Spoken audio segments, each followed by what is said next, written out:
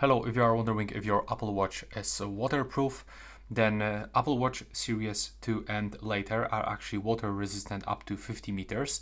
So we can wear them while swimming in a pool or in the ocean. But they are not like completely waterproof.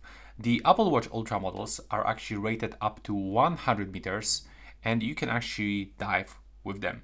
Apple Watch Series 1 and the first generation model, the first generation model and SE are only splash resistant, so they shouldn't be submerged in the water.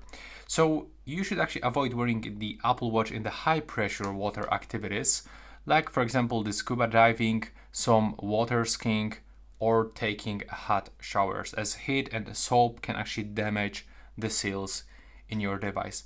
But it's one more time, it's not like fully waterproof, it's water resistant in the up to 50 meters.